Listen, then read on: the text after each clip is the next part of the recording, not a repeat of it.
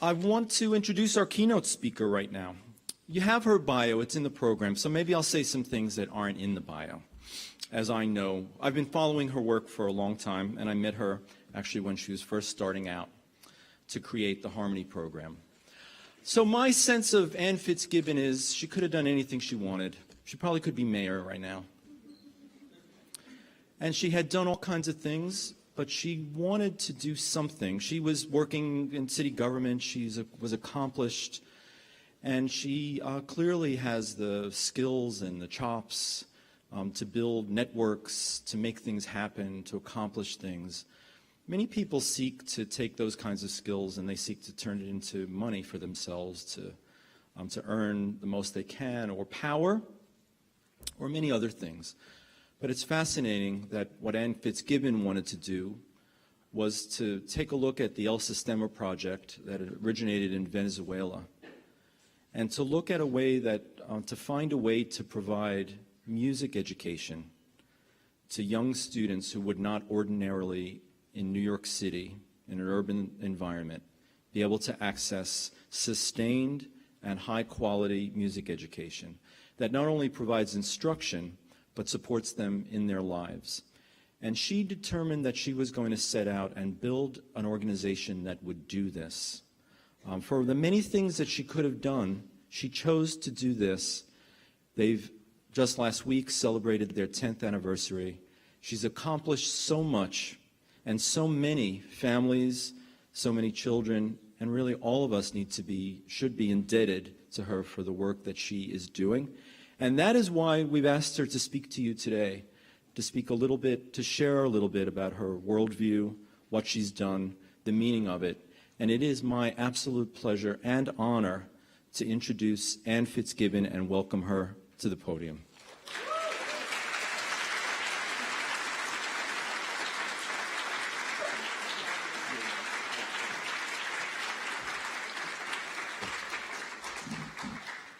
Dean Kessler, thank you for that lovely introduction. Chairwoman Rappaport, deans, faculty, staff, parents, friends, and most importantly, members of the class of 2018, I am so honored to be here to speak with you today. I'm so excited and I'm so impressed by the warmth in this room and by the talent that was on this stage a moment ago.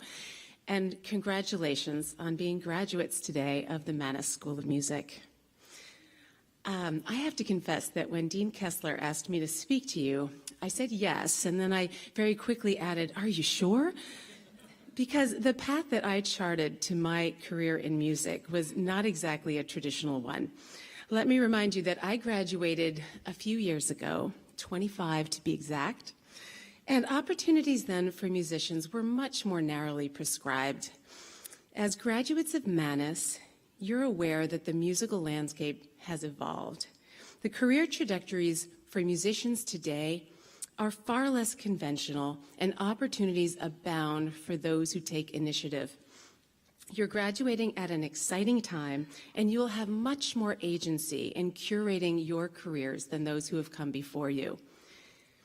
And you're graduates of a music school that has prepared you for these changes, not just by emphasizing rigorous musical training, but practical skills and entrepreneurship as well.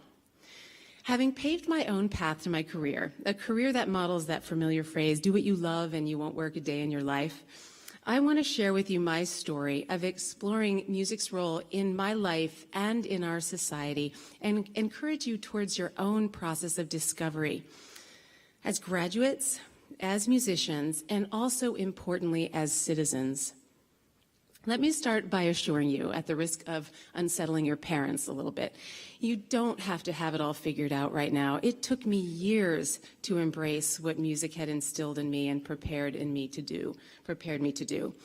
You see, I had two passions, music and public service. Music had figured prominently in my life since childhood. I studied the clarinet, and I was marveling at that beautiful clarinet playing. I studied through college. And some of my fondest memories and my best friendships were made in orchestras and ensembles. And public service was in my blood. My father was a public school educator, and he was fond of reminding my sisters and me all the time that teaching was the noblest profession, and I happen to agree with him.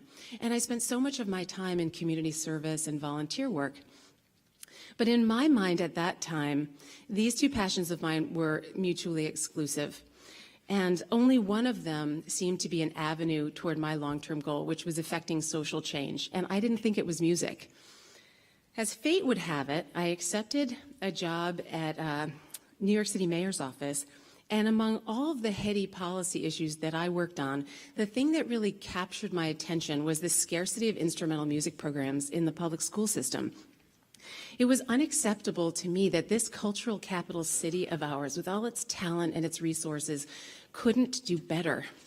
So I created a pilot project, as Dean Kessler mentioned. I called it the Harmony Program, and we train musicians to teach children in need. I raised a little money to get it started, and within months, we had children coming from all 5 boroughs to music lessons. With that project, I planted the seed that would ultimately become the organization I run today, serving hundreds of children across the city. Your primary charge now as graduates is to figure out your purpose. Now, how do you do that? I suggest that you pay attention to what you love most and to what you spend most of your time doing. Those are your biggest clues and your surest compass. Your unique combination of interests, experiences, and abilities are the building blocks of the contribution that only you can make. Just like playing a musical instrument, there are no shortcuts and nobody can do it for you. Now, I don't want to mislead you into thinking that this was easy for me. It wasn't at all. I ended up leaving City Hall, and as artists often do, I juggled jobs to try to incubate this nonprofit organization I had created and try to make ends meet. And I would literally sit in my window on weekday mornings and watch people walk to work and think to myself wistfully, I bet they have health insurance. My schedule was exhausting. I was multitasking poorly, and I really was not at all happy with the quality of the services that the Harmony Program was providing. No doubt, as musicians, you are already aware that judgments are everywhere in this world. In addition to our often harshest inner voices, we are assessed by teachers in the classroom, by adjudicators in auditions, by critics in the concert hall. Our challenge is to listen carefully, to discern between the criticism that leads to self-awareness and self-improvement, and the criticism that's distracting, dispiriting, and gratuitous. I was told New York City children won't want to learn classical music. You'll never sustain that effort in this economy. You're starting your students too early, too late, on the wrong instruments, with the wrong teachers, at the wrong time of day. I heard everything. You will learn, graduates, it is so much easier to sit on the sidelines and critique those who dare to try, but don't take the easy route. Be triers, be doers, and listen carefully. Listening may be the most underestimated skill today, and no one does it better than a musician. The truth is that all of our dreams get tested, and what really matters is how we respond to those tests.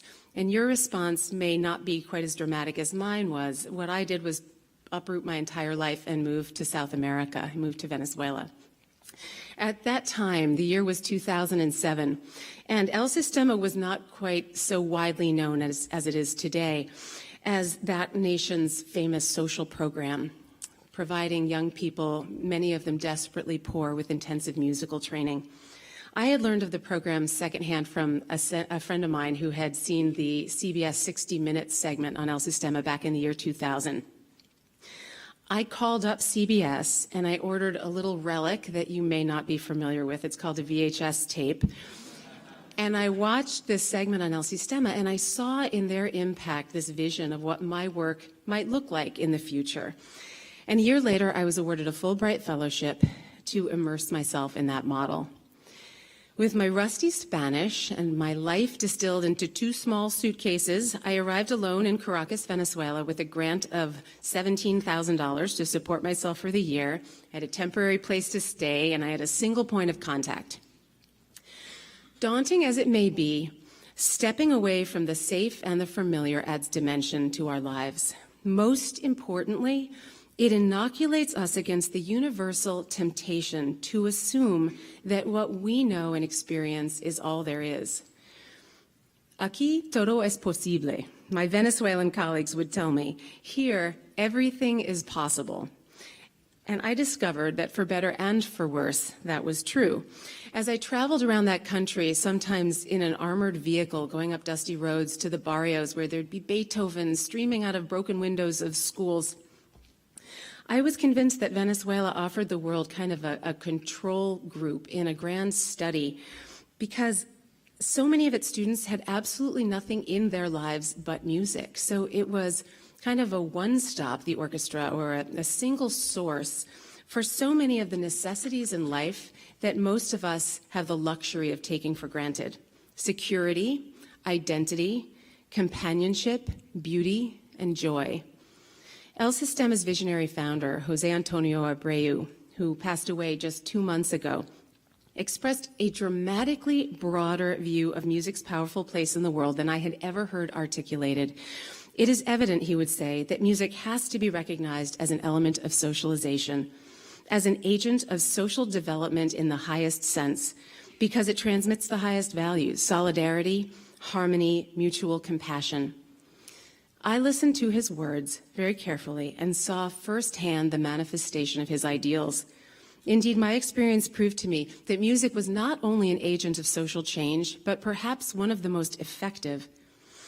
El Sistema's efforts against the backdrop of extreme poverty and instability brought into stark relief for me how much music can do to build and strengthen community by training, through music, good citizens. This year, the Harmony Program marks 10 years since my return from Venezuela. We've reached over 1,000 children across the city and opened the doors to opportunities that would have never been accessible to them otherwise. But it's the small but significant daily victories of our young people that make me most proud. Victories over insecurity, despondency, boredom, loneliness. Certainly, music is valuable in its own right. But musical training has so much to teach us about ourselves and our communities. Discovering our passions and purpose, persisting in the face of challenges, listening to one another, expressing compassion and empathy, all of the skills and the sensibilities that I have relied upon most in my life, I see students developing in their music classes every single day. Whatever your path in music, as you enter the world as graduates, whether you're performers or teachers or administrators or something entirely unexpected, remember that as musicians, you have a gift that is your capacity to connect deeply with those around you in ways that you may not fully appreciate now. My hope for you as you leave Manus with your education and your talent and your dreams is that you will find your voices and make them heard. Those of us fortunate enough to have had a music education have a role to play that only we can play.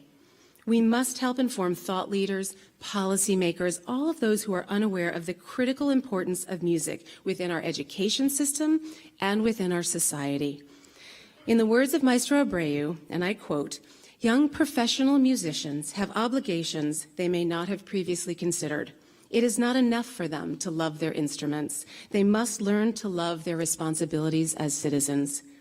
For you, on this graduation day, class of 2018, todo es posible. Everything is possible. Congratulations.